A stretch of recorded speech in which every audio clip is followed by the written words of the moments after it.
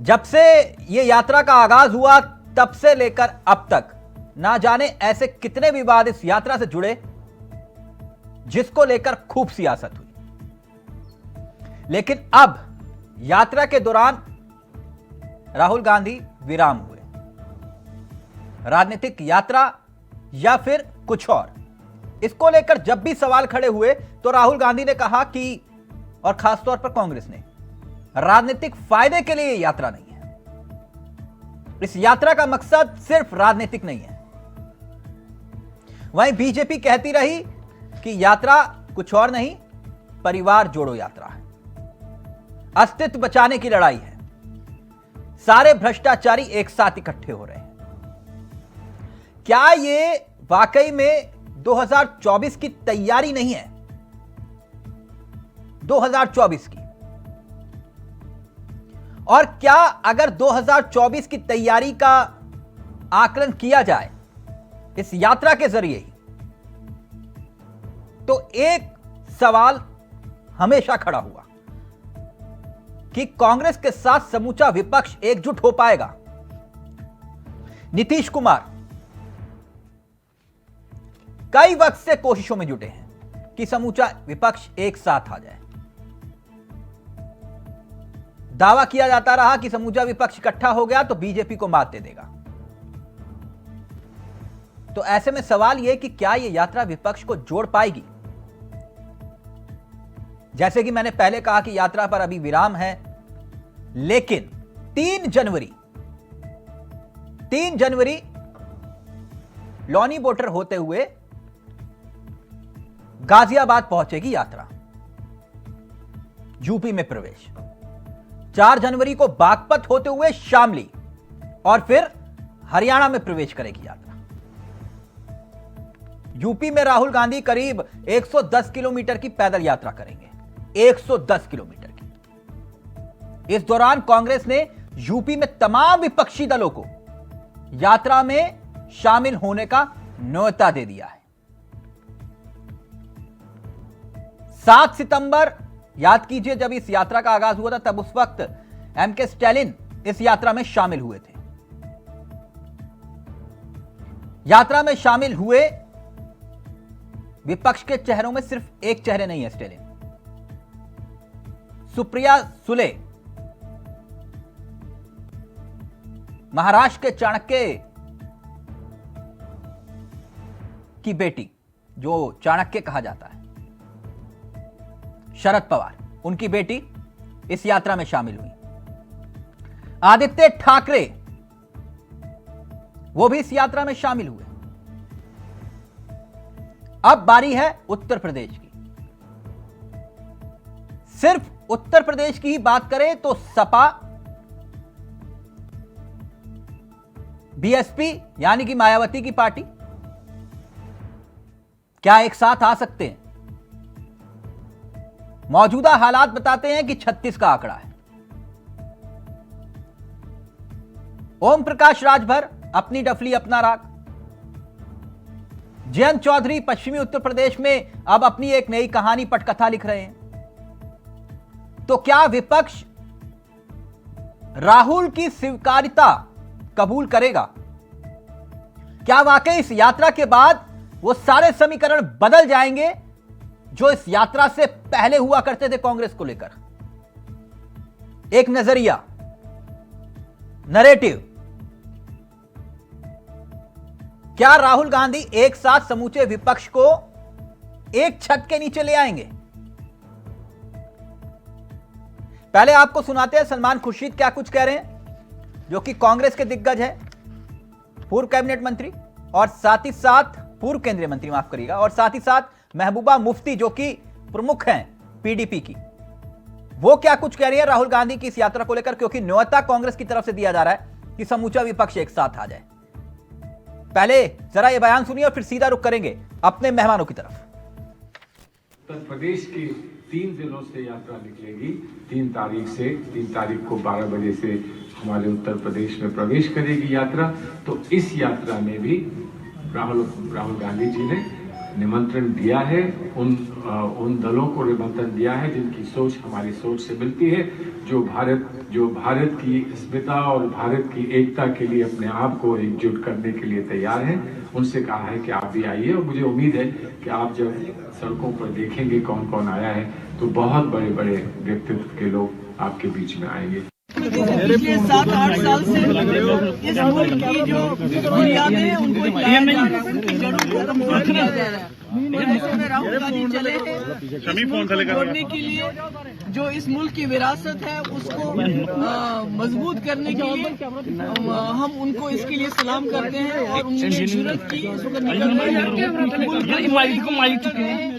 की भाईचारे और उसी कुर्बानी को वो कायम और दायम रखने के लिए इस वक्त जो राहुल जी चले हैं। अटल बिहारी की समाधि पे भी गए मैम, वो आज अटल बिहारी वाजपेयी की समाधि पे भी गए आप। अच्छा है, ये अच्छी बात है, क्योंकि ये इस मुल्क की यही एक खूबसूरती होती थी कि जो भी आपके अपोनेंट्स हैं उनकी आप इज्जत करते थे, चाहे वो जिंदा हो चाहे इस दुनिया से चले गए हो। तो भारत जोड़ो या विपक्ष जोड़ो यात्रा, सीधा रुख कर रहे हैं अपने मेहमानों की तरफ। हमारे साथ इस वक्त जो मेहमान जुड़ चुके हैं, इस कार्यक्रम का हिस्सा होंगे, वो आपकी स्क्रीन पर होंगे। प्रदीप सिंह हमारे साथ जुड़ गए हैं जो कि बीजेपी के नेता हैं। हमारे साथ सुधा मिश्रा इस कार्यक्रम का हिस्सा बन चुकी हैं, कांग्रेस का चेहरा है। संगीता शर्मा जो कि आम आदमी पार्टी का चेहरा है। कुछ ही देर में हमारे साथ सुभाषपा यानी कि राजभर जी की पार्टी से भी चेहरे इस कार्यक्रम का हिस्सा होंगे। लेकिन सबसे पहले इस चर्चा की शुरुआत मैं सुधा जी आपके साथ करना चाहूंगा। सुधा जी, मेरा ऑडियो आ रहा है आपको? सुधा जी, क्या आप मुझे सुन पा रही हैं? जी तिलक जी, आवाज आ रही है मुझे। जी सुधा जी, ये भारत जोड़ो यात्रा विपक्ष जोड़ो यात्रा में तब्दील हो गई।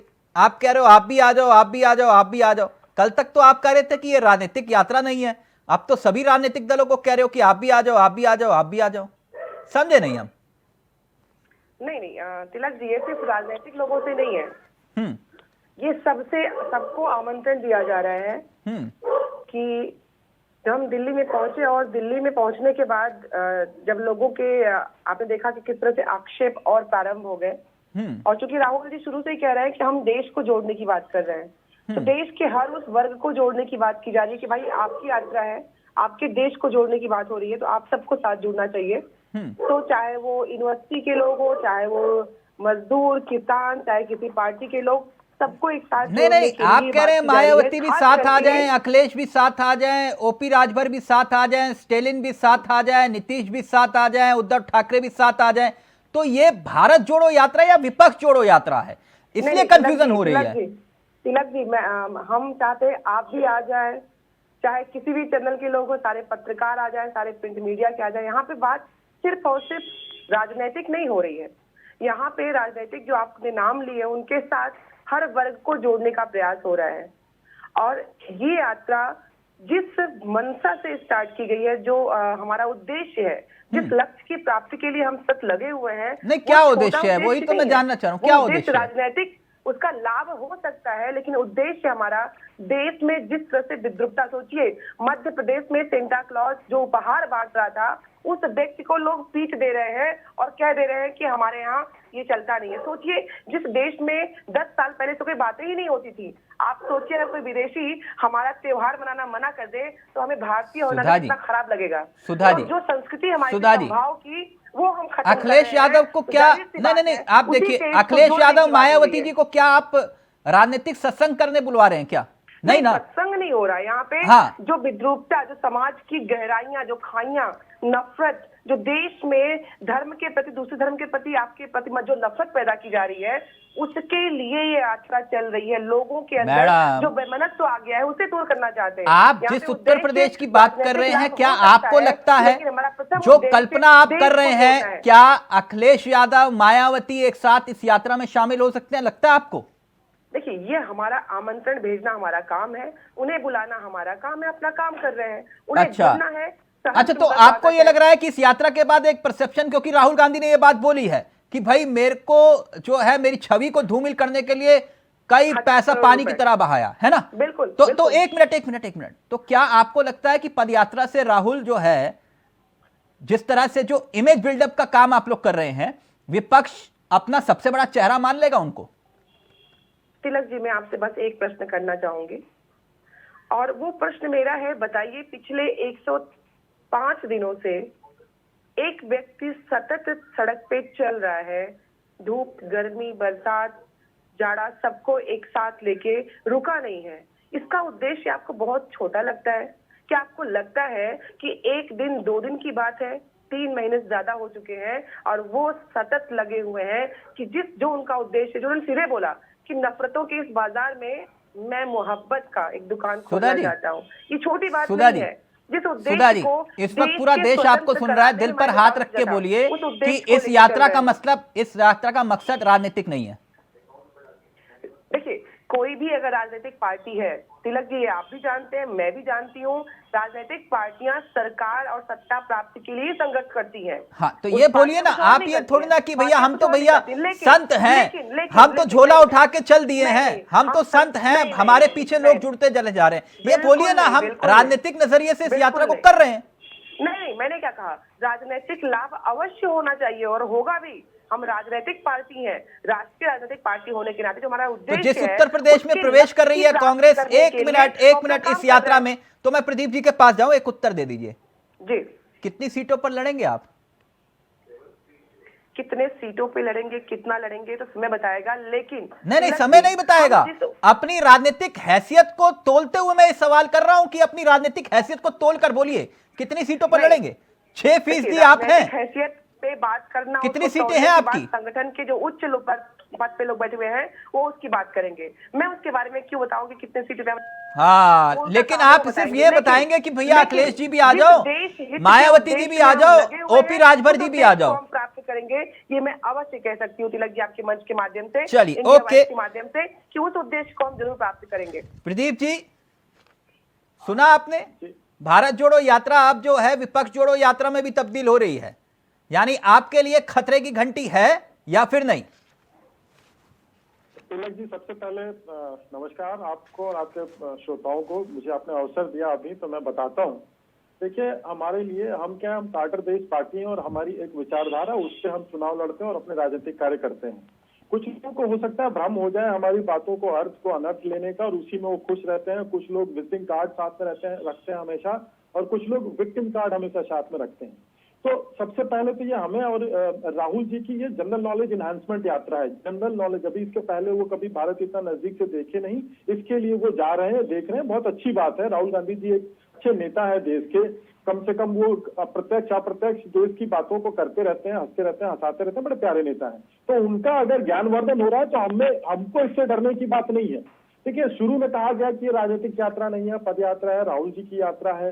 देखिए, 2004 से जहां तक कि मुझे याद है, राहुल जी जब से सांसद बने तब से बार बार लॉन्चिंग पैड बदलते जाते रहे, लॉन्चिंग पैड बदले जाते रहे। ये जो भीड़ इकट्ठी हो रही है, सारे हंसने आ रहे हैं क्या? अरे क्यों, क्या वहाँ पे लोग रोते हैं? आपको लग रहा है अगर रोते हो यात्रा में तो बात दूसरी, लेकिन मुझे दिखाई दिया कि वहाँ हंसते हैं लोग। अच्छा, तो मतलब भीड़ इकट्ठी हो रही है, आप मान रहे हैं?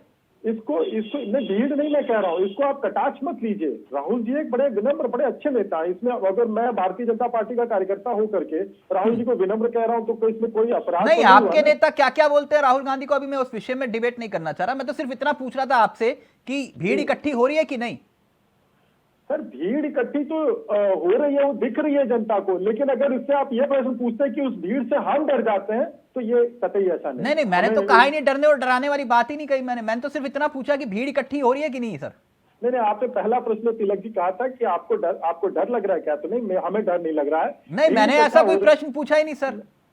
सर, अगर आप दुनिया की सबसे बड़ी पार्टी है, दुनिया का सबसे बड़ा संगठन है, तो आपको किस बात का डर सर? आपने जो प्रश्न की शुरुआत की तिलक जी, मैं थोड़ा सा उस पर बोल लेता हूँ कि देखिए, क्या ये भीड़ इकट्ठा हो रही है, आपको डर लग रहा है? नहीं, हमें डर नहीं लग रहा है। और देखिए, कुछ लोग राहुल गांधी जी को केवल मोबाइल और टीवी में देखते हैं, कुछ लोग अगर नजदीक से देखना चाहते हैं तो उसमें किसी देशवासी को क्या आपत्ति हो सकती है? तो अच्छी बात है। अच्छा, तो यानी जो बड़े बड़े स्टार्स आपके यहाँ पार्टी को ज्वाइन करते हैं इसीलिए ज्वाइन करवाते हैं क्या आप? अरे सर, हमारे यहाँ तो बहुत सारे 12 करोड़ कार्यकर्ता है। अब कोई आ जाए तो उसमें इस पे ऐसा क्या, ये इसका एनालॉजी समझ नहीं आती है तिलक जी। अच्छा, वो समाज सेवा करने के लिए आते हैं। तिलक जी, इनको क्रोनोलॉजी समझ में आती है जिसका कोई आधार ही नहीं है। एनालॉजी कहा मिश्रा जी, मैंने एनालॉजी कहा कि उसके इससे इसका क्या तुलनात्मक क्या अध्ययन हुआ। बहरहाल तिलक जी, आप आगे बढ़िए अपने शो को लेकर के, हमें डर नहीं लगता। नहीं, आपको डरना भी नहीं चाहिए। मैं सिर्फ इतना जानना चाह रहा था, अखिलेश यादव, मायावती, ओपी राजभर, सबको न्योता दिया जा रहा है। आप किस तरह से देखते हैं इस न्योते को, न्योतावादी पॉलिटिक्स, भारत जोड़ो यात्रा? शुरुआत में देखिए, राहुल गांधी जी की यात्रा जो है कन्याकुमारी से चली, 80% लगभग यात्रा 3500 किलोमीटर चल के ब्रेक ले लेती है। फिर उसने में न्योता दे दिया जाता है, फिर कहा भी जाता है जी बुलाना हमारा काम है, आना ना आना आपको आपकी मर्जी है। और वो सारे जो है राजनीतिक पार्टियों को न्योता दिया जाता है, यानी विपक्ष एक होना चाहता है, वो प्रयास किया जा रहा है कि एक छतरी के नीचे आ जाए, और वो होता नहीं है, कोई उसको भाव नहीं देता है। तो इसके देश की जनता समझेगी सर, हमसे तो आप घंटे 2 घंटे 4 घंटे बुलवा लीजिए, मैं उसके विपक्ष में या विरोध में बोल सकता हूँ। नहीं, मैं किसी राजनीतिक दल की तुलना, मैं किसी भी राजनीतिक हस्ती की तुलना किसी राजनीतिक हस्ती से नहीं करता हूं जी। लेकिन मेरा सवाल लेकिन इसलिए है क्योंकि जो बड़े बड़े राजनीतिक शख्सियत रही, उसमें एक सबसे बड़ा नाम अटल जी का रहा जी, है ना। अटल सिर्फ नाम के अटल नहीं थे, उनका व्यक्तित्व भी अटल था जी। इसलिए उनके चाहे सत्ता पक्ष हो या विपक्ष हो, एक आजाद शत्रु के रूप में देखा गया जी। और सम्मान से उनके पीछे हमेशा जी लगा। अटल जी एक ऐसा प्रयास और प्रयोग उन्होंने भी तो किया था जिसमें वो सफल भी रहे और असफल भी, कि नहीं? सर, अटल जी ने तो आइस ब्रेक करने के लिए यहाँ से पाकिस्तान तक बस यात्रा की, उन्होंने प्रयास किया कि पड़ोसियों में शांति फैले, और उस पे हमें नहीं, वो सफल प्रयोग था कि नहीं अटल जी के? तब तो उस वक्त ये कहा जाता था कि कहीं का ईंट कहीं का रोड़ा, भानुमति ने कुनबा जोड़ा, यही बात बोली जाती थी कि नहीं? लेकिन किया ना अटल जी ने। सर, मैं थोड़ा सा नेटवर्क में इश्यू आ गया, मैं अभी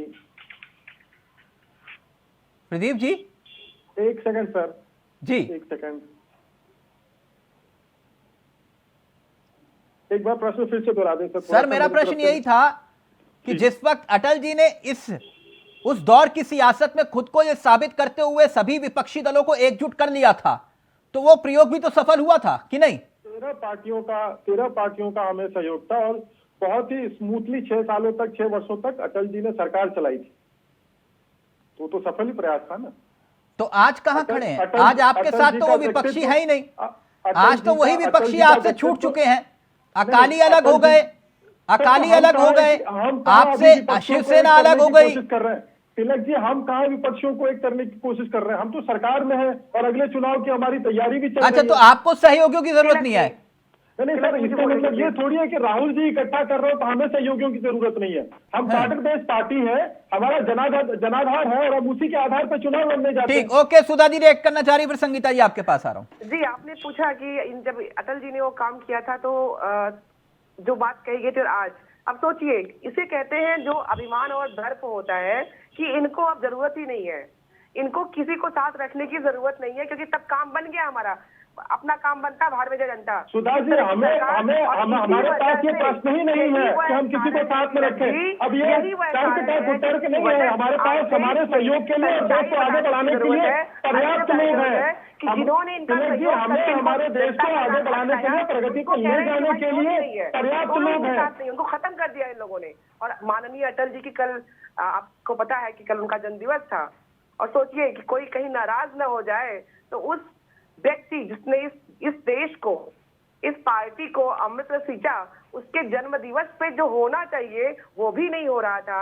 और मैं तो राहुल जी को इसके लिए धन्यवाद देती हूँ कि वो उसके बाद सब कुछ राजनीतिक जो कुछ भी हो जाके उन्होंने श्रद्धांजलि दी। ये होता है इस देश की, यह सहिष्णुता है। सुधा जी, और ये इस देश की शिक्षा है। उन्हीं को लेकर आपके एक नेता ने जो ट्वीट किया, उनको पार्टी में रहने का अधिकार है जी? इतना ज्यादा अटल प्रेम दिखा रहे हैं, तो क्या उस व्यक्ति को पार्टी में रहने का अधिकार है जो इस तरह के ट्वीट्स करता है? तिलक जी, आपका अनुभव इतना ज्यादा है, आप जानते हैं कि सदन में पक्ष और विपक्ष होता था, मुद्दों पे बात होती थी, लेकिन व्यक्तिगत रूप से रिश्ते कभी खराब नहीं होते थे। राजीव जी ने अटल जी को जब विदेश गया था उस मंडली में, तो विषय आप जानते हैं ये कि मुझे मत उनके सिखाइए, इलाज ये के अपने लिए। उस नेता तो को इस सिखाइए जो तरह से ट्वीट्स हमने कर रहे उस देश की हैं, राजनीति अपने है, उन नेताओं को उस देश सिखाइए की जो ट्वीट्स कर रहे राजनीति हैं। नहीं, सुधा जी आप मुझे मत सिखाइए, जो आपके नेता ट्वीट्स कर रहे हैं वो कम से कम आप उन्हें सिखाइए, ये मुझे मत सिखाइए। लेकिन ये इस देश की राजनीति है जहां पे अटल जी को विदेश इसलिए भेजा गया कि वो जाके मैडम अब ये मत बोलिए कि अटल जी आपकी वजह से अटल जी बने। ठीक, बिल्कुल नहीं, ठीक, अटल जी का आपने उनको एहसान करके नहीं भेजा था, वो व्यक्तित्व अपनी काबिलियत के आधार पर गया, तो इसलिए आप ये मत जताइए कि हमारा एहसान था। मैं उस देश की राजनीति के संभाव की बात कर रही हूँ, कोई एहसान की बात नहीं कर रही हूँ। नहीं तो आप ऐसा कर रहे हैं जैसे आपने एहसान किया था। नहीं, इस बात को स्वयं अटल जी ने अपने संस्करण में उद्धृत किया है। नहीं उसको उस अध्याय को पूरा देश जानता है, उस अध्याय को पूरा देश जानता है। आप साबित क्या करना चाह रहे हैं? अगर फिर इतना ज्यादा प्रेम है तो आपने देश के एक पूर्व प्रधानमंत्री के साथ क्या किया? आपने अपने कार्यालय में उनके देहांत के बाद उनका शव तक नहीं आने दिया। जी आपने क्या बोला? मैं सुना तिलक जी, क्या बोला आपने? क्या ये आपके ऊपर, पार्टी के ऊपर आरोप नहीं लगा कि नरसिम्हा राव के निधन के बाद क्या हुआ?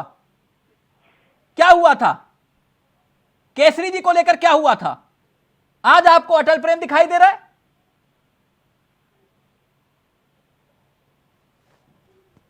संगीता जी, ये जो विपक्ष जोड़ो यात्रा में तब्दील होती जा रही है भारत जोड़ो यात्रा, इसको लेकर आपके क्या ख्यालात हैं? मतलब आपके केजरीवाल जी एंड पार्टी वाले। देखिए तिलक भाई, पहले जब ये यात्रा शुरू हुई तो इन्होंने कहा भारत जोड़ो यात्रा है। हाँ। आज जिस तरह की परिस्थिति है तो बिल्कुल ऐसा लग रहा है कि ये विपक्ष जोड़ो यात्रा ही है। जब हिमाचल का चुनाव था या गुजरात का चुनाव था तो ये वहां जब नहीं पहुंच रहे थे राहुल गांधी जी, तो ये कहा गया कि ये यात्रा जो है ये हम राजनीतिक स्तर पर नहीं कर रहे हैं, ये हम भारत को जोड़ने के लिए कर रहे हैं, एकता के लिए कर रहे हैं। आज इन्हें जरूरत पड़ रही है विपक्ष को जोड़ने के लिए, क्योंकि 2024 का जो चुनाव है वो बाएं पसारे सामने खड़ा हुआ है। तो अब इन्हें लग रहा है कि सारे विपक्षी दलों को जोड़ करके हम सरकार बनाए। लेकिन देखिए, हर राजनीतिक पार्टी का जो कार्यक्रम होता है वो सामाजिक नहीं होता है तिलक भाई। चाहे वो किसी भी पार्टी का कार्यक्रम हो, चाहे वो भाजपा करे, चाहे आम आदमी पार्टी करे या कांग्रेस करे, उसे हम सामाजिक नाम नहीं दे सकते। तो जो ये उतने टाइम से उसे सामाजिक कह रहे थे वो राजनीतिक लाभ के लिए ही था, वो आज सबके सामने उसका स्वरूप उजागर हो गया है। अच्छा। अच्छी बात है, ये कर रहे हैं यात्रा लोगों तो आप लोगों की कोई दिलचस्पी नहीं है राहुल गांधी के साथ चलने में? अब देखिए, ये विपक्ष निर्णय करेगा। नहीं, विपक्ष में आप लोग भी तो है ना संगीता जी, पार्टी का भी। आप लोगों की कोई दिलचस्पी नहीं है? आप लोगों की कोई दिलचस्पी नहीं है राहुल गांधी के साथ चलने की? देखिए, ये शीर्ष नेतृत्व डिसाइड करेगा तिलक भाई, वो क्या निर्णय करते हैं कि उन्हें राहुल जी के साथ जाना चाहिए या नहीं जाना चाहिए, ये वो निर्णय करेंगे। नहीं, आप तो ऐसे बोल रहे हैं कि ये राजनीतिक यात्रा है, सामाजिक यात्रा नहीं है, तो फिर मुझे लगा शायद कोई तिलक भाई की कोई भी राजनीतिक दल कोई भी कार्यक्रम अगर इतने बड़े स्तर पर करता है तो वो राजनीतिक लाभ के लिए ही होता है, वो सामाजिक नहीं होता है। हाँ। चाहे वो कोई भी पार्टी करे। हाँ। और कोई संगठन भी करे, सामाजिक संगठन भी। देखिए, सामाजिक संगठन का सामाजिक हो सकता है क्योंकि वो अच्छा वो सामाजिक हो सकता है, वो एक अलग, वो रामलीला मैदान में सामाजिक संगठन, हाँ वो राजनीतिक सत्संग हो रहा था। उस समय तिलक भाई पार्टी नहीं बनी थी, उसके बाद जब से राजनीतिक दल बना है तब से वो कार्यक्रम राजनीतिक ही होंगे। हाँ। जिस समय रामलीला मैदान में जो चीज शुरू हुई भ्रष्टाचार के खिलाफ, उस समय कोई पार्टी नहीं बनी थी, उस पार्टी का जन्म ही बाद में हुआ। अच्छा, तो इसलिए राहुल गांधी की यात्रा में आम आदमी पार्टी को कोई इंटरेस्ट नहीं है? किसी भी राजनीतिक दल का कार्यक्रम हो, आम आदमी पार्टी अपने कार्यक्रम कर रही है, अपनी रणनीति बना रही है, बाकी शीर्ष नेतृत्व तो निर्णय लेगा कि उसे क्या करना चाहिए और क्या नहीं करना। आपको नहीं लगता कि एक परसेप्शन और नैरेटिव जो है अब बदलता जा रहा है राहुल गांधी को लेकर, जो जिक्र किया जा रहा था अब दिखाई देता है कि विपक्ष के नेता एक साथ आ रहे हैं? आपको नहीं लगता कि केजरीवाल जी को भी साथ आ जाना चाहिए राहुल गांधी के? देखिए, अगर भारत के हित में, भारत की जनता के हित में कुछ होगा तो अरविंद केजरीवाल जी सबसे पहले वहां आके खड़े होंगे, क्योंकि हम तो ये भारत के हित में नहीं है क्या भारत जोड़ो यात्रा? सबसे पहले सोचते हैं। तो आम आदमी पार्टी तो आई ही जनता के हित के लिए है, तो यदि कुछ ऐसा होगा तो अरविंद जी जरूर इसमें शामिल होंगे। मैं एक मिनट, सुधा जी एक बड़ी कंफ्यूजन है, ये आम आदमी पार्टी को न्योता दिया कि नहीं दिया? आप लोगों ने सबको तो न्योता दे रहे हो, इनको दिया कि नहीं केजरीवाल जी वालों को? जो सबके लिए होता है, जितने भी लोग आना चाहते हैं सबके लिए है। हाँ। तिलक जी, इसमें आपने जब लाल किले से भाषण सुना होगा, राहुल जी बोल रहे थे, उन्होंने कहा कि हर वो व्यक्ति जो इस देश को अपना मानता है, इस देश को अपना समझता है, वो सबको आमंत्रित करते हैं हम इस यात्रा में आने के लिए। संगीता जी तो कह रही है राजनीतिक यात्रा है। आमंत्रित है। संगीता जी कह रही है राजनीतिक यात्रा है। अब संगीता जी जो कह रही हैं और जो आप कह रहे हो, जो मैं कह रही हूँ, जाहिर सी बात है सब अपने अपने हिसाब से कहेंगे, लेकिन जिस उद्देश्य को लेके हम आगे बढ़ रहे हैं वो मैंने आप तक रखा, क्योंकि मुझे अपने नहीं, उद्देश्य तो सत्ता है ना, तो मैं आपको बता रही हूँ उद्देश्य तो सत्ता है ना। आपको लगता है केजरीवाल आपके साथ आ जाएंगे? अब केजरीवाल जी क्या करेंगे वो उनका व्यक्तिगत मसला है, लेकिन जिस उद्देश्य को प्राप्त करने के लिए हमने उनको, अगर ऐसा होता तो गुजरात में इतना बड़ा जख्म नहीं मिलता, आपको मिला कि नहीं? फिर आप उसी बात पे तिलक जी आ गए। मैंने कहा कि राजनीतिक सफलता हो सकती है, उद्देश्य लेकिन इसका राजनीतिक लेके नहीं किया गया था। तो जाहिर सी बात है, जब हमारा उद्देश्य सिर्फ वही नहीं है तो हम उस उद्देश्य पे बात क्यों बार बार करेंगे? मैडम, आम आदमी पार्टी के बिना आप ये लड़ाई लड़ सकते हैं? मैं इसलिए सवाल कर रहा हूं क्योंकि वो राष्ट्रीय पार्टी बन चुके हैं, दावा है उनका। जी, उनका दावा है, भगवान करे कि वो उनका दावा पूरा भी हो और वो बने भी, लेकिन इस यात्रा में देश का हर वो व्यक्ति जो इस देश में नफरत को दूर करना चाहता है वो जुड़ेगा। अच्छा, आपने तो वो वाली बात कर दी जो हो, हाँ, हमारे साथ हो तो राष्ट्रभक्त, नहीं हो तो फिर राष्ट्रद्रोही। नहीं, ये बातें हम नहीं कहते हैं। हमने सीधे बोला कि यात्रा भारत की यात्रा है, जन की यात्रा है, जन जन की आपस में यात्रा है। संगीता जी जल्दी से, फिर मैं ब्रेक ले रहा हूँ। ओके, संगीता जी रिएक्ट करना चाह रही, जल्दी से संगीता जी। देखिए, ये भारत की यात्रा है, लेकिन ये कांग्रेस की यात्रा है। हाँ, निशा जी, इसको मानिए, ये कांग्रेस की यात्रा है, ये भाजपा आम आदमी पार्टी की यात्रा नहीं है, या सपा की यात्रा नहीं है। तो ये कांग्रेस की यात्रा है और राजनीतिक लाभ भी इससे कांग्रेस ही चाह रही है। ऐसा ही है ना सुधा जी? यात्रा का लाभ कांग्रेस संगीता जी की को आवाज मिलना चाहिए और कांग्रेस ही चाह रही है, क्या कह इसलिए रही उसने है? ये यात्रा शुरू की है। यदि आप ये बिल्कुल भारत के लिए यात्रा शुरू करते तो शुरू में ही आवाज। लेकिन संगीता जी, ये भी तो हकीकत है ना कि आपकी मुहिम पर भी तो झटका लगेगा कि नहीं?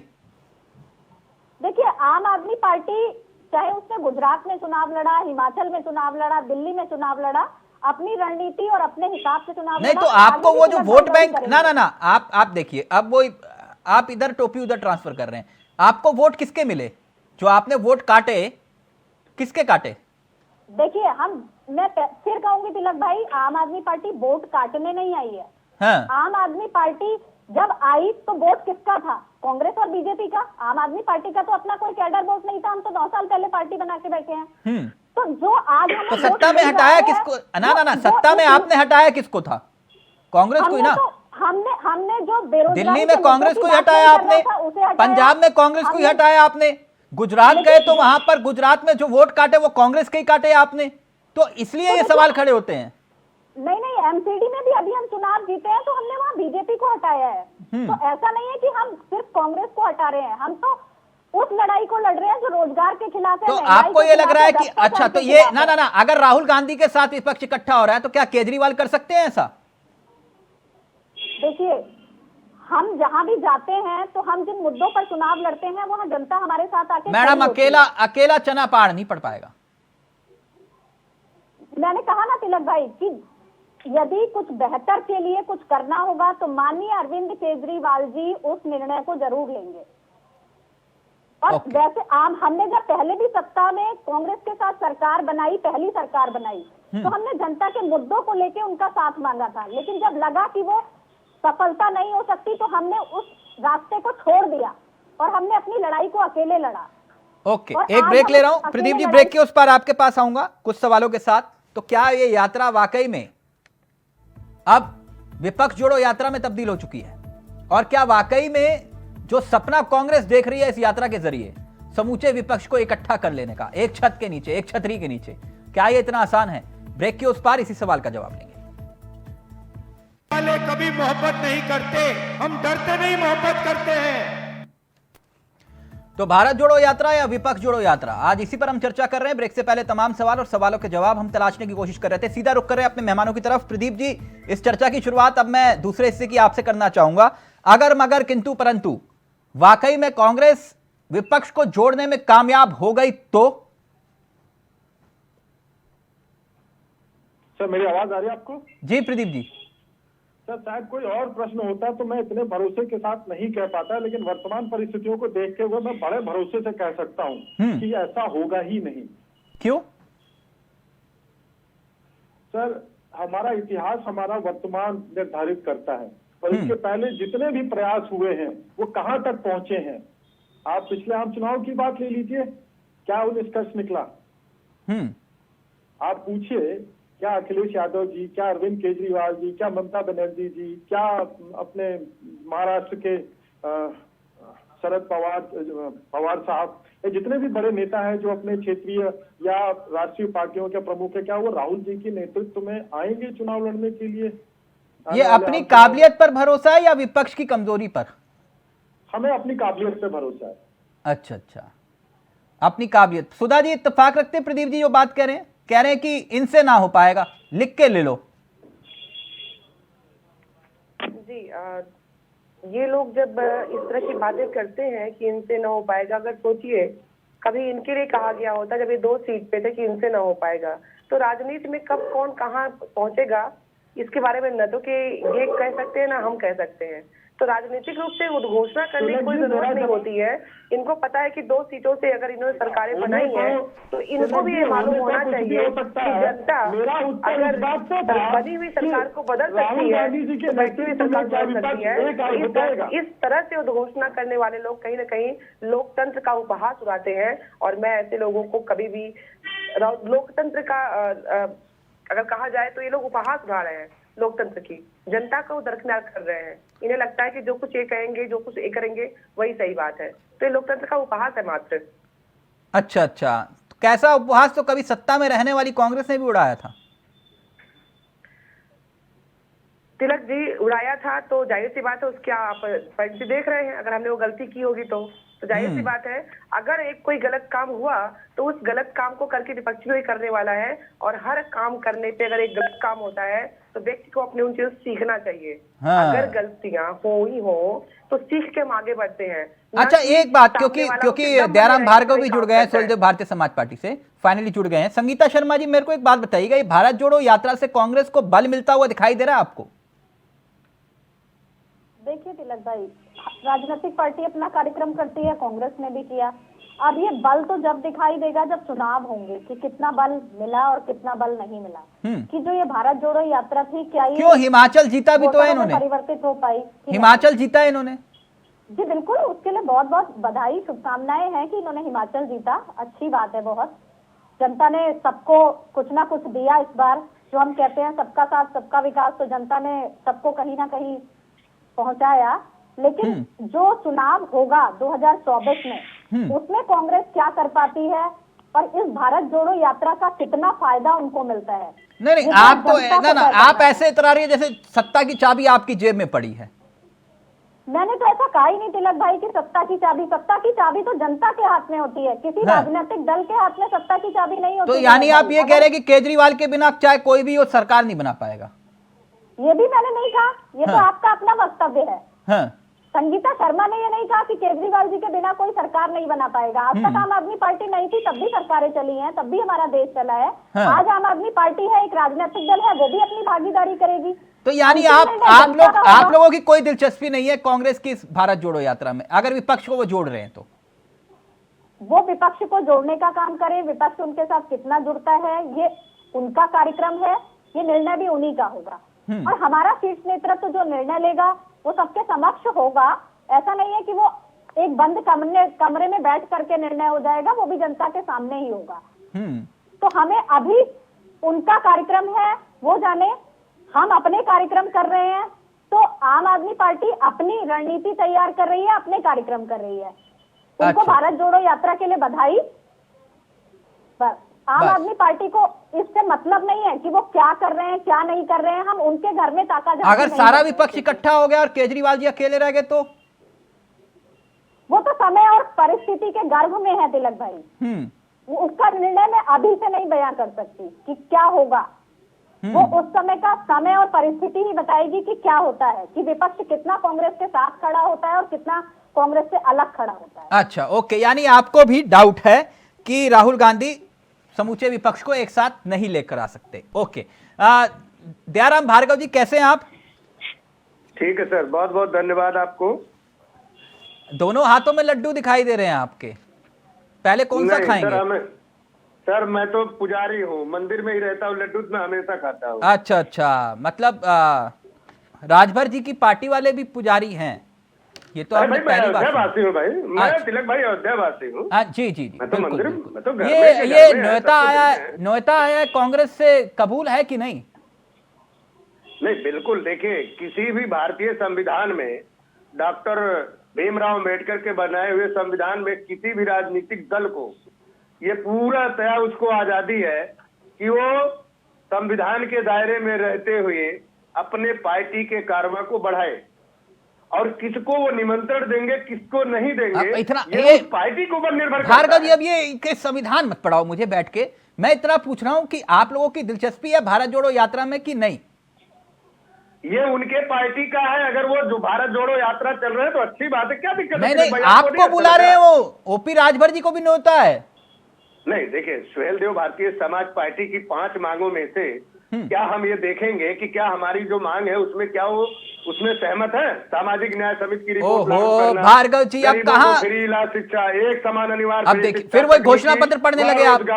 मैं घोषणा पत्र नहीं पढ़ने के लिए कह रहा आपको, नहीं घोषणा पत्र मत पढ़ो, घोषणा पत्र राहुल जी को पढ़ाना। नहीं भार्गव जी, मैं ये कह रहा हूँ घोषणा पत्र बाद में पढ़ लेना, रोज घोषणा पत्र लेकर बैठ जाते हो। भारतीय समाज पार्टी का जो विजन है, भारतीय समाज पार्टी का जो मूल मंत्र है, भारतीय समाज पार्टी जिस मुद्दे को लेकर के गांव गरीब किसान मजदूरों की आवाज सड़क से लेकर सदन, फिर आप वही शुरू हो गए। भार्गव जी सवाल तो सुन लो ना, आप सवाल सुन लो, हर सवाल का जवाब वही थोड़ी ना होता है जो हर बार देते हो आप। मेरा सवाल ये है कि राहुल गांधी या भारत जोड़ो यात्रा में कांग्रेस के नेता ओपी राजभर जी को भी न्योता दे रहे हैं, क्या वो इस यात्रा में शामिल होंगे समूचे विपक्ष के साथ कि नहीं? नहीं, मैं आपसे जानना चाह रहा हूँ क्या माननीय ओम प्रकाश राजभर को निमंत्रण नहीं देना चाहिए था तिलक भाई? नहीं, मैंने कब मना किया सर आपको? नहीं, आप जो सवाल कर रहे हैं मैं आपसे पूछ नहीं, मैं तो पूछ रहा हूँ आपसे कि आप इतना गुस्सा क्यों हो रहे हो?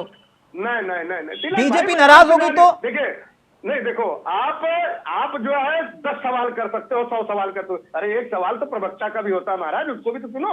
अच्छा, मैंने कहा आप मुझसे सवाल करें, जो निमंत्रण दिया अच्छा किया कि नहीं किया, मैं आपसे पूछ रहा हूँ। नहीं, मैं तो कह रहा हूँ सबको निमंत्रण मिलना चाहिए, दिक्कत क्या है? अच्छी बात है। हाँ तो मैं वही पूछ रहा हूँ ना आपसे, लेकिन आप निमंत्रण स्वीकार करते हैं कि नहीं, मैं आपसे ये पूछ रहा हूँ। मैंने कहा हमारे जो 5 विजन हैं उन विजनों को देखना पड़ेगा, मैं बार बार उसी कह रहा हूँ। अच्छा, वो उसमें फिट बैठते हैं नहीं बैठते, आप ये देखेंगे। समाज पार्टी जिसकी लड़ाई लड़ती है, हाँ। मैंने आपको कहा ना, सुहेल देव भारतीय समाज पार्टी जिस वर्ग से लेकर लड़ाई लड़ती है, हमारे पार्टी के जो विजन है हम उसकी चर्चा कर रहे हैं। नहीं, कभी तो आप ना भार्गव जी कभी तो आप कहते हैं कि नहीं बीजेपी अच्छी है, कभी आप कहते हो कि समाजवादी पार्टी अखिलेश जी अच्छे, कभी आप कहते हो कि जयंत चौधरी अच्छे, कभी आप कहते हो कि ओवैसी अच्छे हैं, कभी आप कहते हो कि मायावती जी अच्छी हैं। तो सवाल ये है कि कौन सा जिसमें सारे क्राइटेरिया में सब फिट बैठ जाते हैं और सबको डिप्टी सीएम भी बना देते हो आप 20-20 को। मैं आपसे ये पूछ रहा हूं, तो इसलिए ये लड्डू वड्डू मुझे मत दिखाओ, मैं इतना पूछ रहा हूं कि राहुल गांधी की पदयात्रा में आप लोग दिलचस्पी ले रहे हैं या फिर नहीं? ओपी राजभर जी को जाना चाहिए या फिर नहीं, मैं ये पूछ रहा हूं।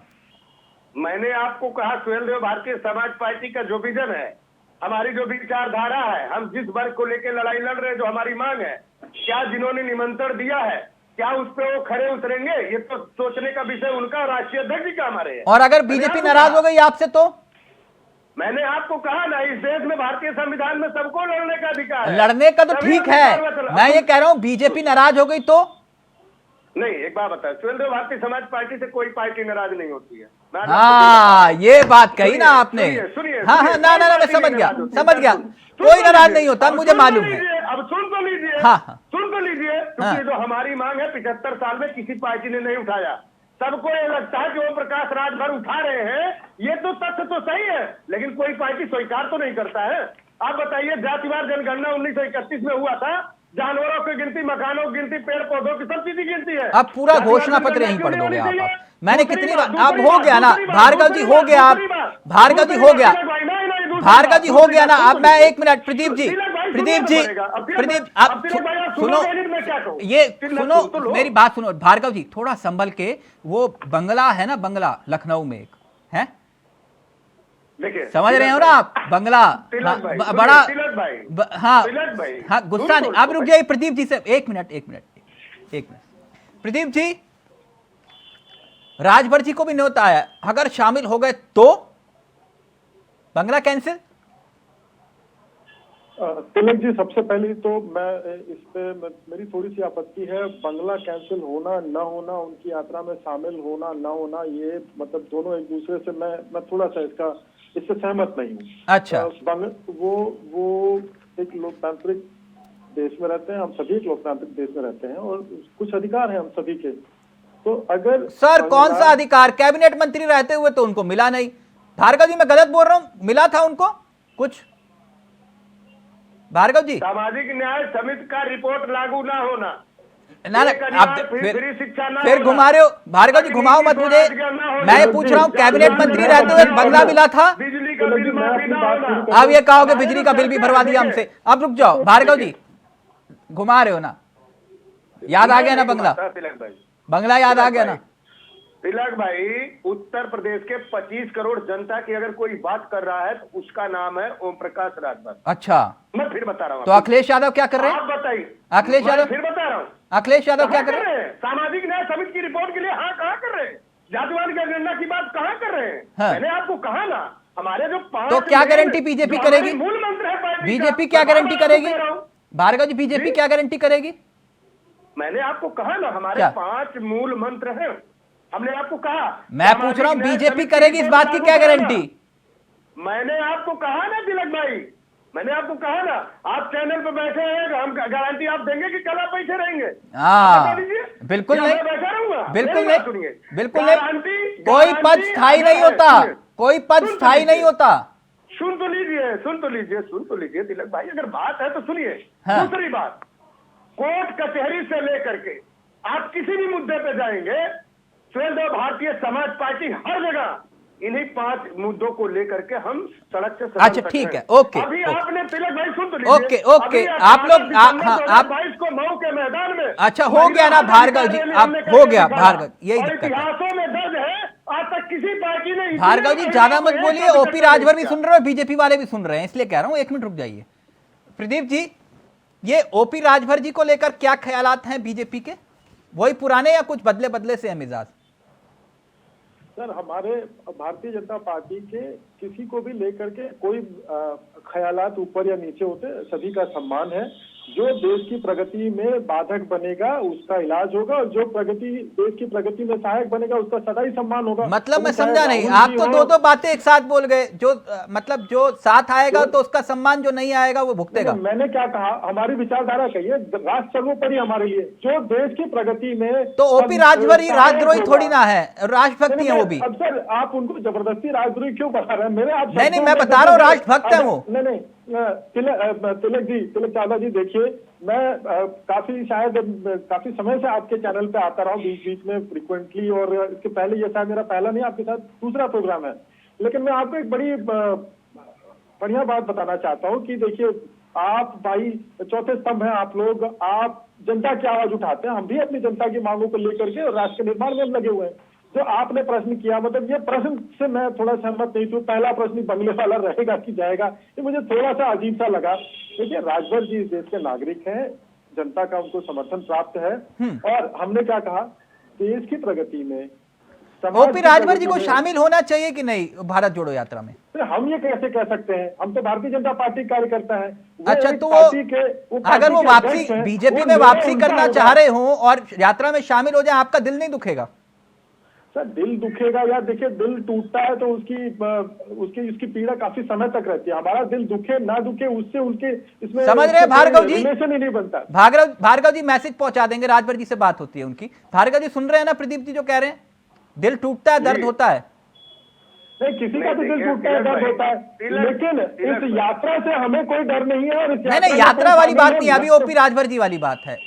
रिस्क लेंगे क्या भार्गव जी? ओपी, देखिए, मैंने आपको कहा ना, सामाजिक न्याय समिति की रिपोर्ट, गरीबों को फ्री इलाज, एक समान अनिवार्य फ्री शिक्षा, तकनीकी व रोजगार शिक्षा, जातिवाद। भार्गव जी एक लाइव में कमेंट आया, पढ़ दूं? मैं बार-बार लाइव भार्गव जी सुन लीजिए ना। मेरे पार्टी वो का कह रहे मूल मंत्र है। सुन तो लीजिए भार्गव जी, लाइव में कमेंट आया। अब 77 जिलों में सुहेल देव भारतीय समाज पार्टी के तमाम भार्गव जी, पदाधिकारी भार्गव जी, में जा रहे हैं। भार्गव हम जी, उसकी बात करेंगे तिलक भाई, भार्गव हम जी, उसकी बात धीरे करेंगे। अब हो गया ना आज भार्गव जी, देश में जो है शराबबंदी के लिए महिलाओं के लिए 18 दिसंबर को जो हमने महिला हत्या रैली किया, आज तक इतिहासों में दर्ज है।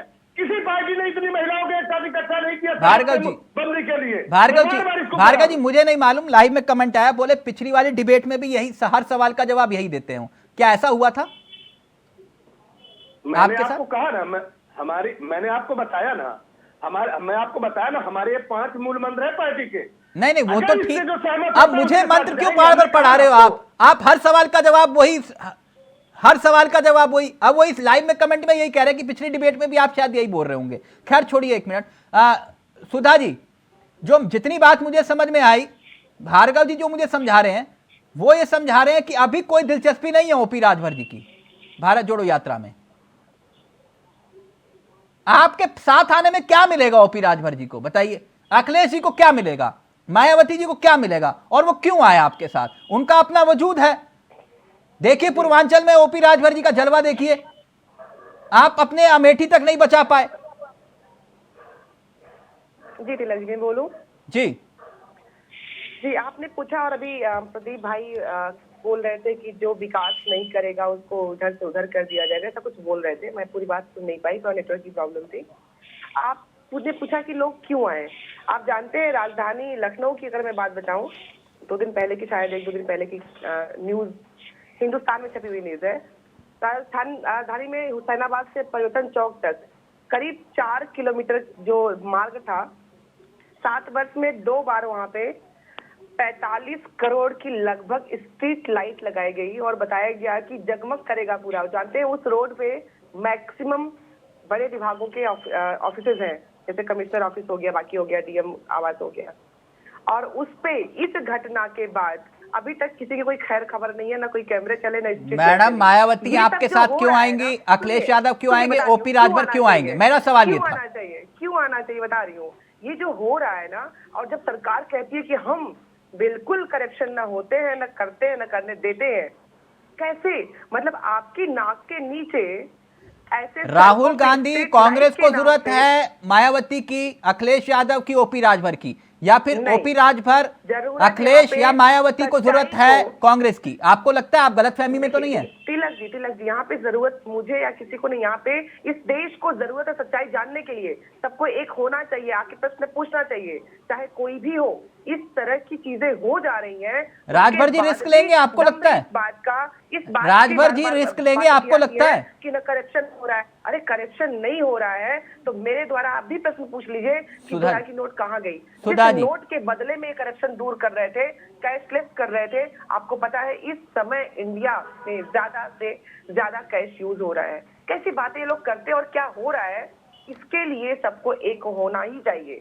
अच्छा, तो करप्शन रुक जाएगा। भारत जोड़ो यात्रा इसीलिए है कि जनता की हर बात जनता तक, जनता के लोगों तक उतने ही रूप से पहुंचाई जाए जहां पे नफरतों को फैलाया जा रहा है। अच्छा, करप्शन रुक जाएगा। ओके, मतलब ये सारे साथ आ जाएंगे तो करप्शन रुक जाएगा। ओके, नहीं, बात देखिए फिर तिलक जी, आपका प्रश्न करना कर्तव्य बनता है। जो आप प्रश्न करते हैं कि बात कहीं ना कहीं से जो है पूरी आ जाए, लेकिन इस प्रश्न का मतलब ये नहीं है कि हम राजनीतिक लाभ के लिए कर रहे हैं। बिल्कुल राजनीतिक नहीं, मैं समझ गया, आप हरिद्वार में जाके सत्संग करेंगे सारे, लेकिन इस समय देश हित पहला है। हाँ, देश हित, बिल्कुल राष्ट्र हित है।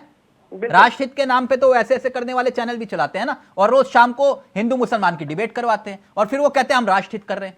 तो ये राष्ट्रहित नहीं होता मैडम। एक मिनट प्रदीप जी, इनका कहना ये है, जो सुधा जी का, अभी थोड़ा ओपी राजभर जी से हम बाहर निकलते हैं, वो आप लोगों का मसला। वैसे एक लाइव में कमेंट आया, पढ़ देता हूं। भार्गव जी आप ही के लिए आया, कह रहे हैं कि न्यू ईयर का गिफ्ट मिल सकता है ओपी राजभर जी को। आप पता नहीं कौन से गिफ्ट की बात कर रहे हैं, मुझे नहीं मालूम। खैर एनीवे, मैं एक बात समझना चाह रहा था प्रदीप जी, ये कह रहे हैं कि भ्रष्टाचार एक बड़ा मुद्दा है, महंगाई एक बड़ा मुद्दा है, तो इस मुद्दे के आधार पर सब विपक्ष एकजुट हो जाएगा, इनको पूरी उम्मीद है। उदाहरण के तौर पर कांग्रेस ने कुछ ट्वीट भी किया आज, और एक बड़ी खबर भी आई। मैं अपने सहयोगी से चाहूंगा, प्रदीप जी एक बड़ी खबर आई है आज अमूल का दूध 2 रुपए और महंगा हो गया। मदर डेयरी का, माफ करिएगा, मदर डेयरी का दूध 2 रुपए और महंगा हो गया, 2 रुपए महंगा। और ये महंगाई की किश्त है और कह रहे हैं कि 5वीं बार ऐसा हुआ है इस साल में। जनता क्या गंभीरता से लेती है क्या ये दूध महंगा होना, गैस महंगा होना? प्लीज प्रदीप जी स्क्रीन पर। सर, जनता तो अपने वोट के आधार पे ही अपना जनादेश देती है कि महंगाई का क्या हुआ, और उसका प्रत्युत्तर जनता अगले आम चुनाव में देती है। जब भी इस तरह की बातें होती, विपक्ष क्या कह रहा है, क्या करना चाह रहा है, 3 चुनाव। अच्छा, महंगाई का असर पड़ता है जनता के ऊपर? एक मिनट सुधा जी ऐसे नहीं मैडम, मेरे यहाँ चर्चा होती है, प्लीज बहस नहीं। प्रदीप जी, महंगाई का असर पड़ता है? ये जैसे 5वीं बार इस साल में ऐसा हुआ कि दूध के दाम 2 रुपए बढ़ गए, तो क्या इसका असर पड़ता है क्या जनता की जेब पर? सर देखिए, जनता की जेब पे पड़ता है, लेकिन क्या दूध उत्पादक जो किसान है या उनके बारे में थोड़ी देर सोच सकते हैं? हालांकि ये दूसरी बात है, लेकिन मैं बताना चाहता हूं। अच्छा, तो इससे किसानों की आय दोगुनी हो जाती है? दुगनी तो नहीं होती है 2 रुपए बढ़ाने से, लेकिन सर थोड़ा सा शब्दों को थोड़ा सा मत डालिए तिलक जी, थोड़ा मुझे भी बोल लेने दीजिए, हमें भी बोल लेने दीजिए, दूसरे लोग भी बैठे हैं। हाँ। मैं ये बताना चाह रहा था कि जो मुद्दे को उठा करके आप कह रहे थे, तो मुद्दे जब होते हैं या विपक्ष उसको उठाता है, तो उसका उत्तर अगले बार चुनाव में देखने को मिलता है। अभी चुनाव हुए हैं, उसका हमने सभी ने देखा कि उसका क्या निकला। नहीं, मैं इसलिए ये बात कह रहा था, मैं इसलिए ये प्लीज ट्वीट चलाइएगा। मैं प्रदीप जी, विपक्ष उसको इतने गंभीरता से उठा रहा है, तो अगले चुनाव में देखने को मिलेगा। हाँ प्रदीप जी, मैं इसलिए बात कह रहा था, जैसे राजस्थान की सरकार ने ऐलान किया कि हम 500 रुपए का सिलेंडर देंगे, हैं 500 रुपए का सिलेंडर देंगे, तो क्या इन बातों का कोई असर पड़ता है कि नहीं? जैसे जो आप सिलेंडर जो है वो 1100 रुपए का मिल रहा है। हमारी विश्व की सबसे परिपक्व लोकतंत्र हमारे देश में है, जनता अपना नफा नुकसान देकर के ही चुनाव में अपना मत देती है। यानी महंगाई का कोई असर नहीं पड़ता? सर, महंगाई का असर पड़ता है, मैं अर्थशास्त्री नहीं हूँ, मैं अपनी आगे कार्यकर्ता हूँ, लेकिन मैं अपनी पार्टी की बात रखने में ये भी बताना, मैं बड़ी क्लियरली कहना चाहूंगा कि हमें कोई विज्ञापन या इसकी आवश्यकता नहीं है। देश की जनता जागरूक है, देश की जनता जानती है कि राष्ट्र को। तो 2014 में आप ही तो कहते थे बहुत हुई महंगाई की मार, बहुत हुई महंगाई की मार, आप ही सिलेंडर लेकर उतरते थे 400 रुपए का। मजबूत हाथों में है, देश की जनता मजबूत हाथों में है, जनता ये जानती है। अच्छा, तो इसलिए जनता 1100 रुपए का सिलेंडर। अच्छा, एक ये ट्वीट प्लीज प्ले करेगा एक बार फिर से। जैसे उदाहरण के तौर पर प्रदीप जी, उदाहरण के तौर पर ये ट्वीट में देखिए आप, कांग्रेस ये कह रही है, प्लीज प्ले करिए, फुल स्क्रीन लेकर आइए। कांग्रेस ये कह रही है कि देश में विदेशी मुद्रा भंडार में फिर से कमी आई है। अब विदेशी मुद्रा भंडार 57 करोड़ डॉलर से घटकर 563 अरब डॉलर रह गया है। तो क्या जनता इन सब बातों को ध्यान में रखकर वोट करती है? क्या आपको लगता है कि ये जो कह रहे हैं कि समूचा विपक्ष इकट्ठा कर देंगे, महंगाई है और ये तमाम ऐसे चीन का मुद्दा हुआ या फिर विदेशी मुद्रा भंडार हुआ, तो ये जनता इन सब बातों में ध्यान रखती है क्या? 2 रुपए अगर लीटर महंगा हो गया दूध, तो आप ये कह रहे हैं कि मजबूत हाथों में है तो इतना फर्क नहीं पड़ता? नहीं, मैं एक बात और आपका ध्यान आकर्षण चाहूंगा तिलक जी, कि अभी एक विश्व बैंक की रिपोर्ट आई थी जिसमें सबसे ज्यादा रेमिटेंस अगर कहीं हुआ विश्व में तो भारत में हुआ है। जो प्रोजेक्शंस होते हैं जनता उनका भी ध्यान रखती है। न्यूज को अपने हिसाब से पढ़ा जा सकता है, अपने हिसाब से बनाया जा सकता है, कुछ सूचनाओं को कॉपी पेस्ट भी किया जा सकता है, कुछ सूचनाओं को अपने हिसाब से मैनिपुलेट भी किया जा सकता है। मैं आपकी बात से बिल्कुल 100% सहमत हूं, प्लीज कंटिन्यू। ठीक, उसी प्रकार से हमारी देश की जागरूक जनता है, वो अच्छी तरह से जानती है कि इनका क्या असर पड़ना है और किस फ्रंट पे किस चीज का। सर, हम अपने अच्छा पर्सनल सवाल पूछ रहा हूं आपसे, बुरा मत मानिएगा। प्रदीप जी, अगर आपके घर में 500 रुपए का सिलेंडर आए तो आपको अच्छा लगेगा या बुरा? सर, मैंने बिजली की वो जो सब्सिडी है वो दिल्ली में रहता हूं, मैंने छोड़ दी है। नहीं, आप मतलब पर्सनली वो वाला मतलब समझिएगा। मेरा कहने का मतलब ये, जो गरीब वर्ग है उसको 500 रुपए का सिलेंडर मिले, उसको अच्छा लगेगा या बुरा? निश्चित तौर पे यहाँ तो देखिए, लेकिन क्या आप ये बताइए, वेनेजुएला हम सर सभी जागरूक लोग हैं यहाँ पे, सरकार सब कुछ फ्री दे दे, तो क्या हम चाहेंगे कि हमारी स्थिति वेनेजुएला जैसी हो जाए? हाँ, मतलब सब कुछ फ्री मत दीजिए, बस राशन 5 किलो फ्री दीजिए। सर, विपत्ति काल में अगर भारतीय जनता पार्टी की नेतृत्व वाली सरकार ने 80 करोड़ लोगों को राशन दिया तो कौन सा गुनाह किया सर? नहीं, बहुत अच्छा किया सर, आपने बहुत अच्छा किया। अच्छा भारत जी, वक्त इजाजत नहीं दे रहा, आपके पास आ रहा था, मेरे को मालूम है सवाल का जवाब तो वही आता, लेकिन खैर वो जो मित्र हैं जिन्होंने फॉरवर्ड किया वो मैसेज अभी लाइव में कि कुछ गिफ्ट मिलने वाला है न्यू ईयर पर, अब देखते हैं न्यू ईयर का सबका मौका है, किस किस को क्या क्या गिफ्ट मिलता है। थैंक यू सो मच, बहुत बहुत शुक्रिया सुधा जी आपका भी, संगीता जी आपका भी, भार्गव जी आपका भी और प्रदीप जी आपका भी। तो भारत जोड़ो यात्रा विपक्ष जोड़ो यात्रा में तब्दील हो गई है। अगर हां तो फिर क्या समूचा विपक्ष एक साथ आएगा, यह भी एक अहम सवाल है। नमस्कार, जय हिंद, जय भारत।